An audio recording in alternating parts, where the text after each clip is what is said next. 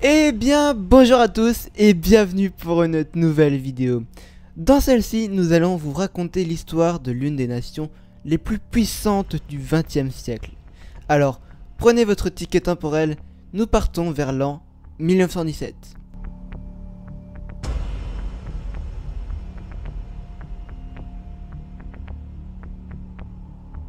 Première partie, avant l'URSS. 1914. La Première Guerre mondiale éclate en Europe. L'Empire russe, étant allié à la Serbie, déclare la guerre à l'Allemagne. La Russie est battue et doit abandonner la Pologne au profit des Allemands dirigés par Guillaume II. La Russie, dont l'économie est en déclin, les patriotes meurent au front et les manifestations éclatent, ont comme conséquence l'abdication du tsar Nicolas II en octobre. Celui-ci et toute sa famille seront exécutés en juin 1918, mettant fin à la dynastie des Romanov, longue de 3 siècles. Après la révolution d'octobre, qui s'est pourtant déroulée en novembre, ça paraîtrait logique que la révolution s'appelle Révolution de novembre, mais non. Les bolcheviks prennent le pouvoir, mais malgré cela, le pire devient une presque dictature. Une famine s'accroît dans toute la Russie, et en 1922, l'Union des républiques socialistes soviétiques naît, URSS pour les intimes.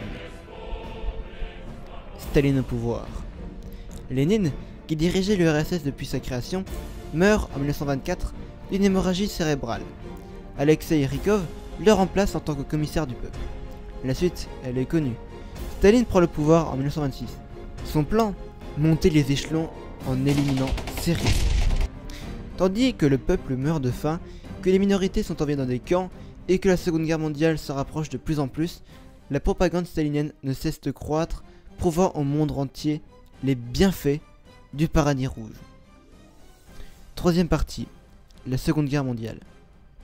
Le 23 août 1939, le pacte germano-soviétique est signé, pacte de non-agression entre l'Allemagne et l'Union soviétique. Ce pacte envisage notamment le partage de l'Europe de l'Est entre les deux pays. En juin 1941, Hitler rompt le pacte de non-agression et attaque l'URSS. L'Allemagne s'enfoncera dans l'Union jusqu'en 1943 avant que le privilège ne revienne à l'Union soviétique. Commence alors pour l'Allemagne le début de la fin, après la bataille de Stalingrad. Berlin sera pris par les soviets début mai 1945. Quatrième partie, URSS et l'arme nucléaire. La guerre aura fait plus de 20 millions de victimes en URSS. C'est le pays le plus touché. La reconstruction fait de l'URSS l'une des plus grandes puissances mondiales et deviendra le deuxième pays à acquérir l'arme nucléaire. La plus grosse bombe de l'histoire est d'ailleurs soviétique, la Tsar Bomba. Elle a été testée dans un désert kazakh et pesait 50 mégatonnes, de quoi dissuader les États-Unis. Staline décédera en mars 1953, qui révélera enfin sa véritable identité. Avec Nikita Khrouchtchev, les droits des citoyens sont mieux respectés et commencera donc rapidement une course à l'espace. Malgré cela, la mort de Staline annonce le déclin du pays. Cinquième partie, course aux étoiles. Le premier satellite est russe, le premier être vivant dans l'espace aussi, ainsi que le premier homme dans l'espace. L'URSS investira dans les pays du tiers-monde pour rivaliser avec les États-Unis et très vite, deux blocs se distingueront de plus en plus. Le bloc de l'Est, soutenu par le capitalisme, représenté par l'URSS, et le bloc de l'Ouest, soutenu par le libéralisme, représenté par l'OTAN et plus précisément par les USA. Les tensions monteront donc souvent entre les deux plus grandes puissances, sans et heureusement arriver sur un conflit ouvert. Mais si jamais vous voulez plus d'infos, n'hésitez pas à aller visionner notre vidéo sur la guerre froide, je vous la mets dans la fiche juste ici. L'URSS perdra son avance et le premier homme à marcher sur la Lune sera américain. Sixième partie, la fin d'une nation. Il y aura encore quelques tensions entre les deux plus grandes puissances, mais grâce à Gorbatchev qui dialoguait avec Reagan, enfin sera mis à la guerre froide. Gorbatchev fut nommé homme de l'année 1987 et homme de la décennie en 1989, après la chute du mur de Berlin qui, rappelons-le, séparait le capitalisme du libéralisme.